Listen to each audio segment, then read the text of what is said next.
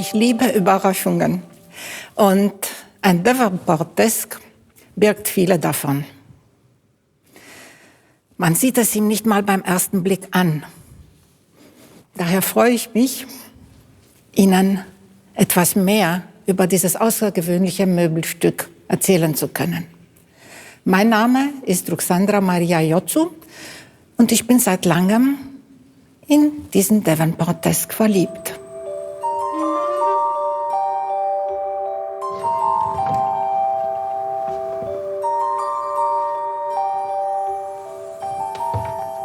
Äußerst kompakt, zurückhaltend elegant und dennoch multifunktional, beweglich, leicht, vielfältig.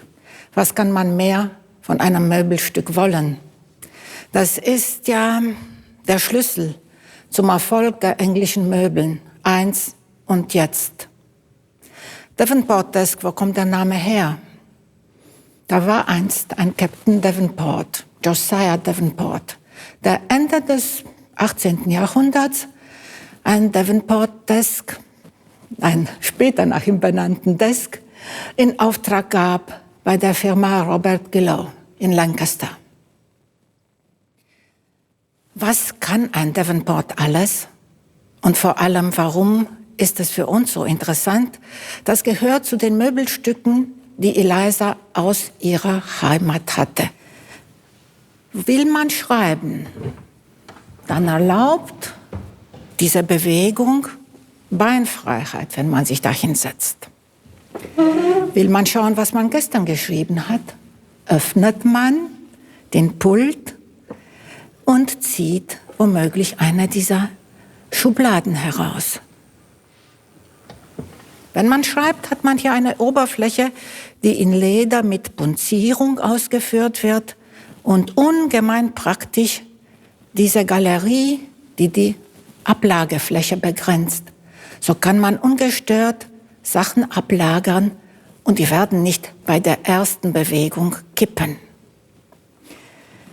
Dieser stumme Diener, dieser treue stumme Diener, der für uns da ist, und uns sehr, sehr viele Wünsche erfüllt, zum Beispiel den Wunsch nach einer zusätzlichen Ablagefläche. Der spielt aber auch ein bisschen mit uns, sein Verwirrspiel. Wo sind die Schubladen? Sind die hier? Sind die drüben? Oder hier auf der rechten Seite? Anscheinend überall. Aber das wäre wie in einem Gemälde von Escher. Das ginge einfach nicht. Die Schubladen sind nur hier rechts, ganz praktisch. Und alles andere, das sind Blendschubladen.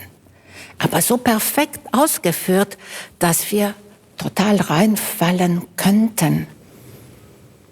Wenn wir den Davenport nicht mehr brauchen. Der Abend ist da. Wir haben genug Briefe geschrieben. Dann kann der platzsparend, wieder zusammengeklappt, auf seinen Rollen zur Seite geschoben werden. Und der Raum bleibt frei. Der Davenport scheint ein treuer Begleiter Elizas gewesen zu sein. Das erfahren wir aus einem Gemälde, das von ihrem Hofmaler Johann Heinrich Vogt Ende der 30er Jahre des 19. Jahrhunderts gemalt wurde. Sie sitzt in ihrer Bibliothek vor einem der 6 Bücherregale in Nussbaumholz, die sie gleich nach ihrer Ankunft in Homburg anfertigen ließ, von Johann Valentin Raab, einem der wichtigsten Ebenisten der damaligen Zeit.